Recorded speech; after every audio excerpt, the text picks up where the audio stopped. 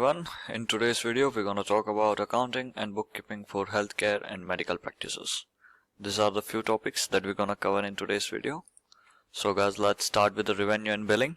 In revenue and billing, you need to ensure that all the patients that visit your hospital or your clinic must have been doing some formalities, like they are doing the paperwork and all accurately, and you are recording all these things accurately, and you need to record all the streams of the revenue that you've been having, like their visits, the procedure services, the services you are providing to them, and the insurance claims, the patient payments, and the other sources of the income that you are having. You need to record all of them properly.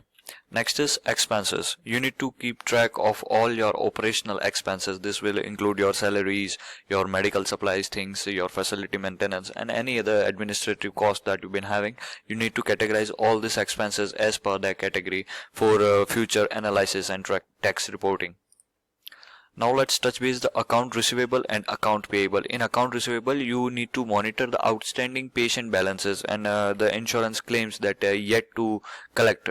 And in account payable, you have to manage the vendor invoices, and you need to timely pay to your vendors, like if you are having some supplies from them, like any medical supplies, equipments, rent, if you are having if your clinic is on rent, then the rents that you have to pay, and other services like that will be your account payable, and you need to do this all things timely.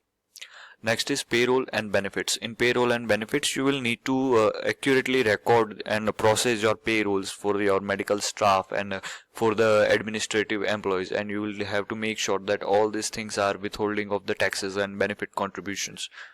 Next is tax compliance. In tax compliance, you will need to stay up to date with the tax regulations specific to your industry. You need to properly categorize all the expenses and the revenues for your tax reportings. Now let's touch base the inventory management. In inventory management, you will need to maintain an accurate inventory for your medical supplies, your equipments, and for the medications. Okay, because sometimes the medications, when we are using medications in the clinic business, then they got expire in a period of time. You need to re-update that things, and you need to implement a system to track the usage, to track the record points and the expiration dates. Sorry, you need to regularly reconcile all the inventory records to the physical counts to make sure that there is no any error in your inventory. Next is data security and HIPAA compliance. Data security, you will need to gatekeep your patient's information, patient's data, and all of that. And also in HIPAA, you need to comply with the Health Insurance Portability and Accountability Act. This will help. This is an act where you can't disclose your patient's information. Next is financial reporting. In financial reporting, you will need to generate regular financial statements such as your income statement, your balance sheet, your cash flow statement, anything like that. You need to analyze these reports to gain insight into your financial health of your business. This will help you to make the future decisions quietly. Now, lastly is a software and technology thing. So you can use some of the streamlines and specific tailored softwares for the accounting in this healthcare industry that will offer some of the specific features that you can use as per your industry needs. So every industry has some of the key performance indicator that shows the growth success and the track success of that particular industry. So here we'll talk about some of the key performance indicators that are commonly used in healthcare and medical practice industry. The first indicator is appointment and scheduling. This indicator calculates the average time it takes for the patients for wait in their meeting to doctor. Next indicator is patient flow indicator. This indicator calculates the average time a patient spend from check-in to the discharge from your clinic. Next indicator is revenue and financial performance indicator. This indicator will calculate the average revenue that you've been generating from a individual client or individual patient. Now, clinical quality and outcome indicator. This indicator will measure the patient health improvement after receiving the treatment from your firm.